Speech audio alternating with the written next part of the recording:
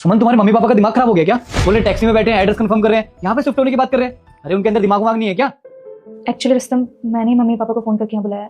वो क्या है ना, भैया ने मम्मी पापा को साथ रखने से मना कर दिया है क्योंकि भाभी प्रॉब्लम क्रिएट कर रही थी। लेकिन तुमने तो बोला था कि इस घर में हम दोनों के सिवा कोई नहीं रहेगा।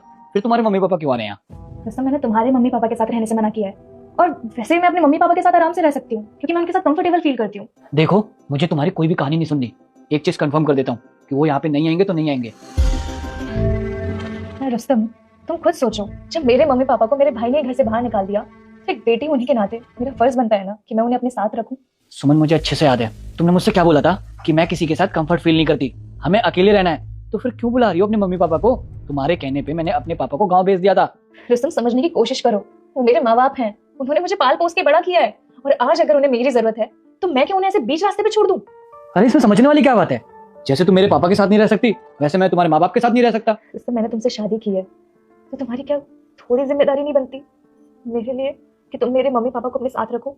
जिम्मेदारी? अरे शादी के बाद ना सिर्फ तुम मेरी जिम्मेदारी हो, तुम्हारे माँ बाप नहीं।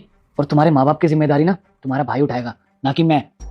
रुस्तम, मेरे भाई से मेरी बात हो चुकी है, उसने साफ साफ इनकार कर दिया कि वो नहीं रखेगा मम्मी पापा को। अब ऐसी हालत में तुम्हें मेरी आखिरी उम्मीद हो। अरे तो तुम्हारी हेडेक है, तुम देखो तुम्हारा भाई देखे कि तुम्हारे माँ बाप को कहाँ रहना है। ये कोई धर्मशाला नहीं है जो यहाँ रहने आएंगे। बस 3 साल की बात है, मैं 3 साल तक उन्हें साथ रखूंगी, उसके बाद मैं खुद कुछ देख लूंगी। क्या कहा?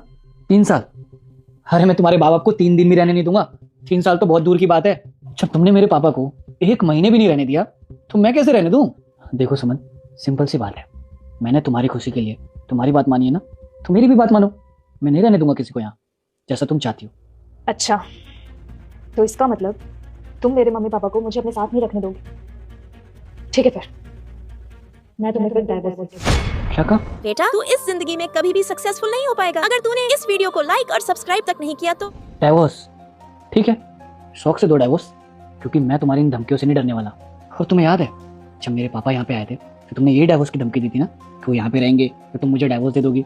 हर शुक्र मनाओ कि पापा ने हम दोनों का रिश्ता बचाने के लिए मुझे समझाया और खुद यहाँ से चले गए। लेकिन अब नहीं, डाइवोर्स देना चाहती हो ना, दे दो, लेकिन तुम्हारे माँ बाप यहाँ नहीं रहेंगे। तुम सच में मुझे डाइवोर्स देने की बात कर रहे हो रुस्तम? मैंने तो बस ये सब तुम्हें डराने के लिए बोला था। हाँ, सच में, क्योंकि जो लड़की मुझे नहीं समझ सकती मैं उसे क्यों समझूं। आज खुद पे बीती तब पता चला, काश उस वक्त तुम समझ पाती कि मैं क्या फील कर रहा था। अगर तुम्हें माफ़ी मांगनी है ना तो मेरे पापा से मांगना, क्योंकि सबसे ज़्यादा तकलीफ तुमने उनको दी है। और हाँ, बुला लो अपने माँ बाप को, क्योंकि मैं तुम्हारे जैसा नहीं हूँ।